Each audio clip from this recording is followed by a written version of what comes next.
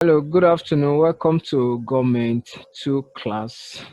In our previous class, we started this embryo topic titled Pre-Colonial Administration in Nigeria. I established the fact that the preface pre simply means before.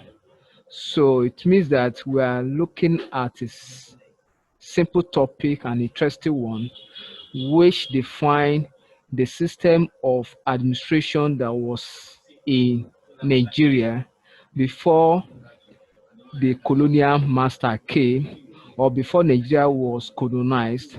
And I also told us that before the colonization of Nigeria, there was nothing called Nigeria.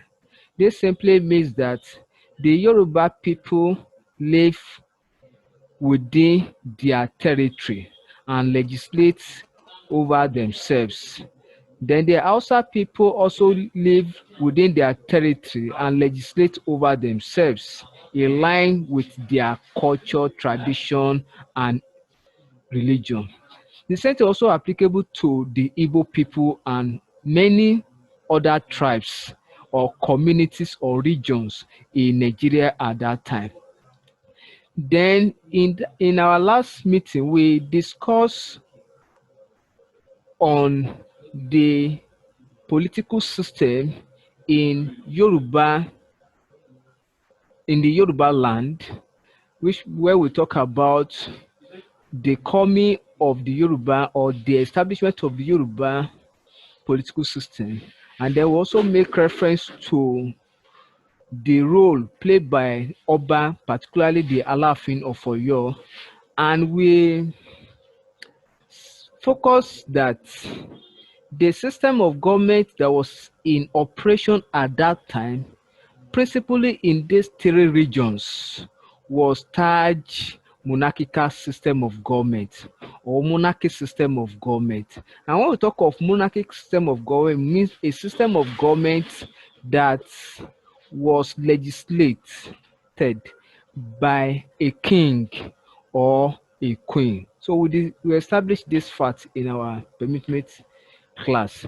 Then this afternoon we'll be looking at the Hausa political system, which simply means the Hausa Fulani political system during the pre-colonial era. The Hausa political system during the pre-colonial era, that is how the Hausa people legislate over themselves or the system of government or governance that they establish before the amalgamation actually took place in 1914. Now, it is believed that the system was initially the Hausa system. Yes, the Hausas rule over the north. But why do we have it to be Hausa Fulani system is because of the jihad war that was fought by Ottoman Danfodio. Ottoman Danfodio fought a jihad war in 1804, and this jihad war allowed him to took control of the political system in the Hausa Emirate or in the Hausa region. So because of the jihad war simply means an holy war, because at that time he accused the Hausa rulers or the rulership of the Hausa people that they actually contaminate the Islamic tenet. So because of that, or owing to this analysis, then he staged a war against the Hausa rulership. And then that happens in 1804. Then the result of the war proclaimed that he won and he emerged as the leader of the Hausa Emirate. So when he emerged as the leader of the northern region, Then he established two headquarters in the north. He established two headquarters in the north.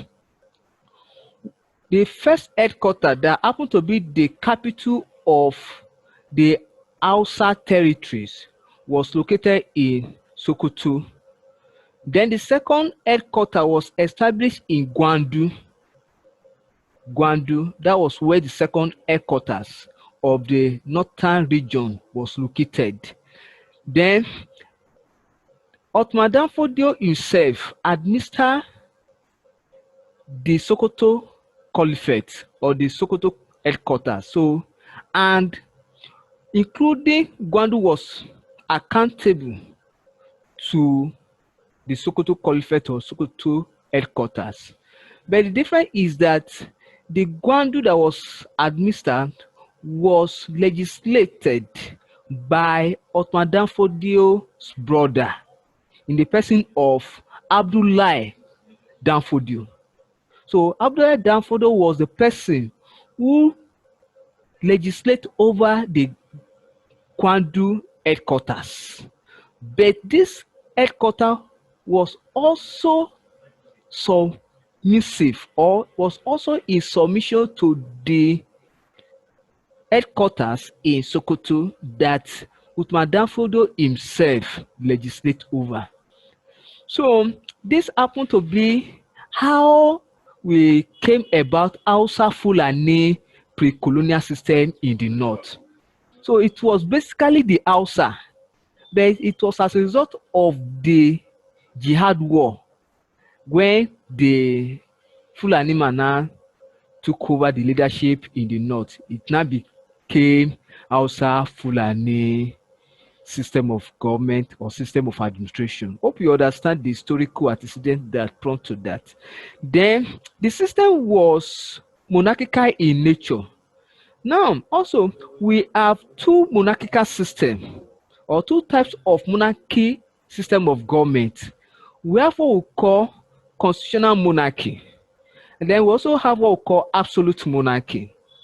The constitutional monarchy was in operation in the Yoruba pre-colonial system, and that's why the Oba or the Alaafin of Oyo was not an absolute ruler at that time.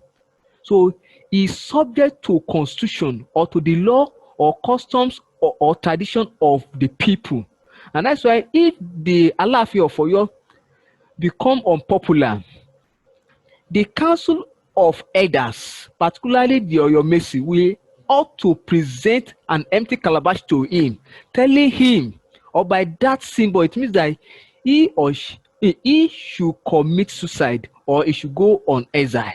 So that means that there were laws that guide the Oba in the Yoruba pre-colonial system. But in the Hausa Fulani pre-colonial system, the system of monarchy that was in operation at that time was basically absolute monarchy.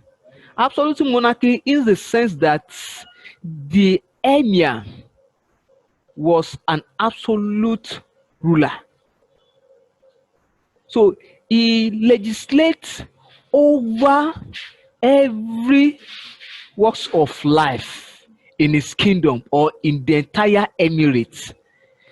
So this means that the emir was a political leader, and not just a political leader of his people.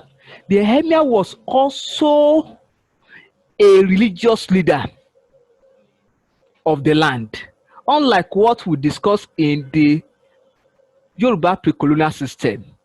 And the monarchy system was a purely centralized one, a purely centralized monarchy system, in the sense that the supreme power and sole power of the entire emirate was located in Sokoto. That's why I told us that despite that we have two headquarters, or despite that Utmadafodo divide the northern emirate into two headquarters, the Sokoto headquarters and Gwandu headquarters.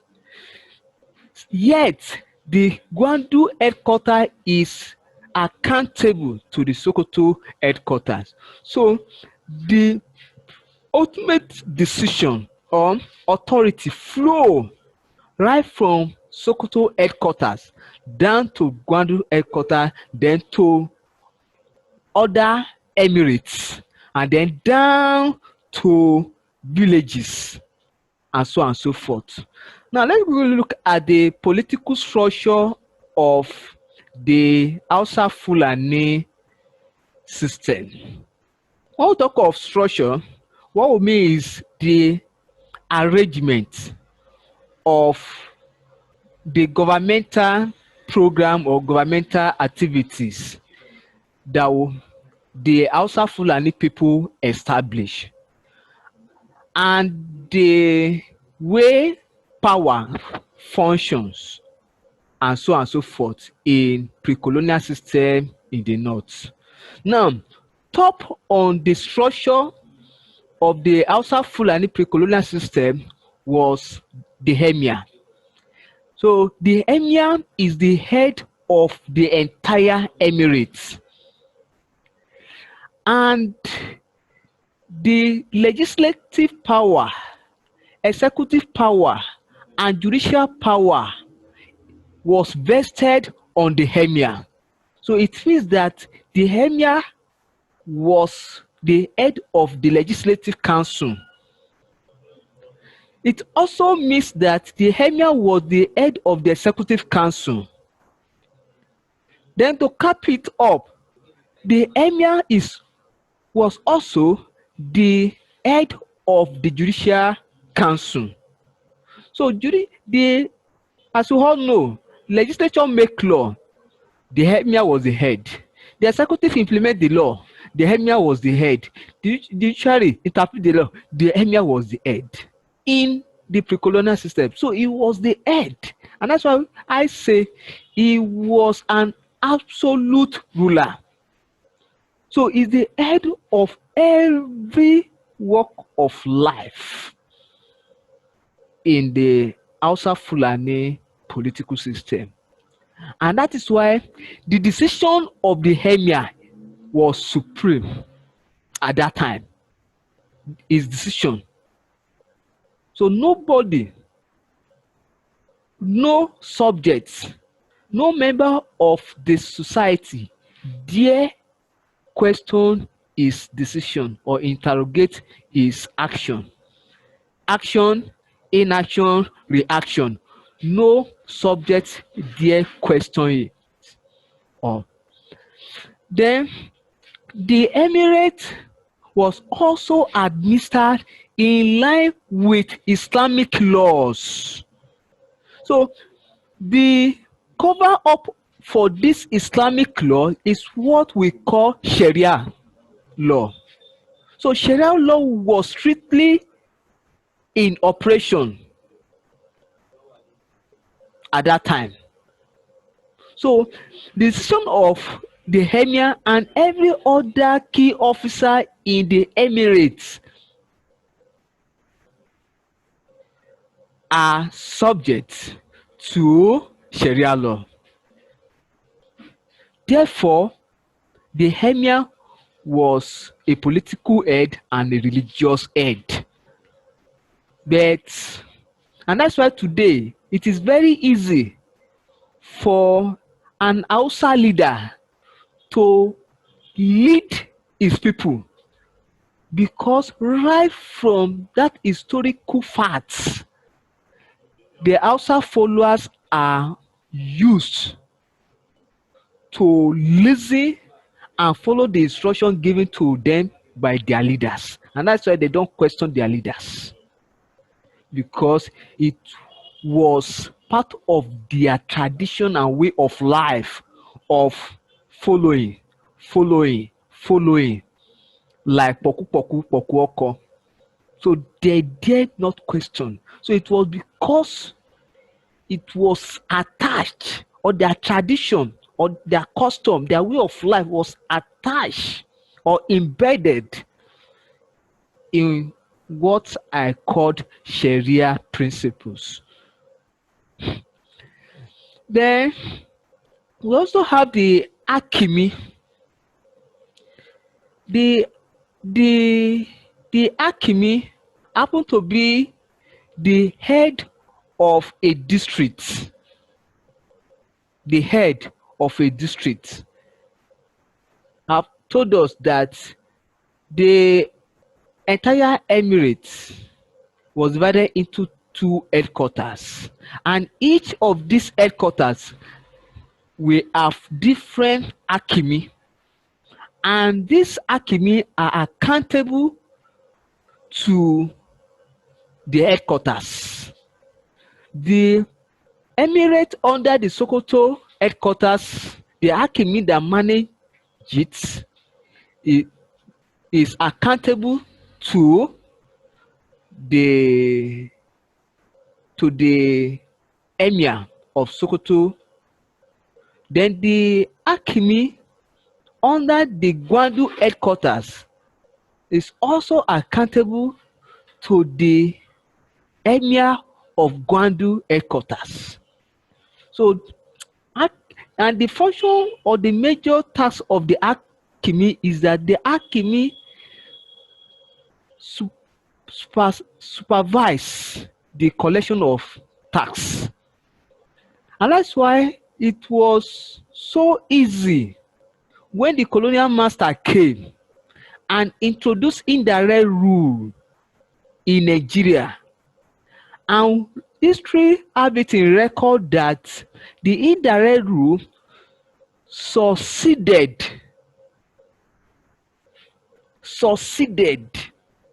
to its brim in the north, while it partially succeeded in the west, then failed in the east. And why it failed, according to history, is that in the east they were not used to taxation, and that's why the Aba women riot came up. So the Hausa people or the Hausa hegemonies are used to taxation. Different types of tax were paid during the pre-colonial era before the coming of the white men. We have what we call Jangali tax. This Jangali tax is a tax that ought to pay on cattle. They also pay tax on land called Karaji tax. They also pay tax on properties called Zakat. So the Hakimi happen to be in charge of this collection of these different tax in the Emirates, and then remit it to the headquarters. Then the next is the Akali Court. Akali. And that's why the system of government in the north was a relative republican system.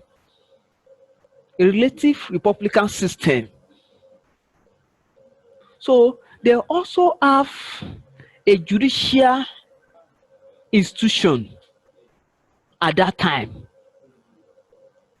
And the Akali is said to be a grand Islamic scholar, a corned Islamic scholar, a core teacher of the law of Sharia. So, and this Akali is also subjected to the Emir, and that's how I would say the Emir is the head of everything. every political institution that was established in the north at that time. So they only co-adjure the activities of the emir. The judicial administration of the emirate was governed by Islamic tenet called Sharia. So, and the person that managed this Islamic tenets or principles or law is the Akali. The Sharia law is administered by the appointed Islamic judges at that time. And the chief of this Akali court is known as Chief Akali or Grand Kadi. Grand Kadi at that time. Then the next is Waziri. The Waziri happened to be a senior officer and head of the whole administration. That is a person who look into the administrative works of the land. The person who look into the day-to-day activities in the pre-colonial era in the north. Waziri. So Waziri is charged with the responsibility or all the ministry in the north at that time was under the Waziri. So Waziri take administrative responsibility on behalf of the emir and decision. Waziri can be likened to a minister today or in our modern system of government. So the role Waziri at that time was very important to the emir. And of course, the emir cannot be in all the places, or he cannot legislate in all the affairs or on all matters all alone at the same time. So he needed the help of the Waziri. Then the next is the Galadima. The Galadima is the administrator of the capital. It's only just to be in charge of only the headquarters where the emir reside. Is the person in charge of the capital city. So it means that there was Galadima in the Sokoto headquarters and there was Galadima in the Gwandu headquarters, because the person in charge of the capital territory or the capital city of the Hausa Fulani pre-colonial system. Then the Madawaki is also an important officer in the pre-colonial system. Today, the chief of army staff is in position of the then Madawaki position. So it means that Madawaki happened to be the chief commander of the army or security agents in the pre-colonial Hausa Fulani administration. And that's why he is regarded as the commander of the cavalry, commander of the army. So he's the person who was in charge of security, who ensures that there is peace, tranquility, orderliness in the land. Madawaki. So these are the major officers in the Hausa pre-colonial administration. Now take note of this. The Waziri, Galadima, Madawaki, all these, they are officers that help the emir in the emirates to carry out functions, tasks in the course of his legislation in the land. So on this note, I'm going to draw up the curtain because of time. Do we have any question in respect of what we just discussed this afternoon? So if there is no question, I have this assignment for us. Very simple assignment. Write short notes on the following officers in the Hausa pre-colonial administration. 1. Dogari. 2. Maji. 3. Sakin Ruwa. 4. Sakin Power. 5. Sakin Father. So you have to submit this assignment using our WhatsApp page latest by 12 p.m. tomorrow. So if you are watching this lecture via our YouTube channel, I want to encourage you to continue to subscribe and also encourage others to join us. Thank you and God bless you.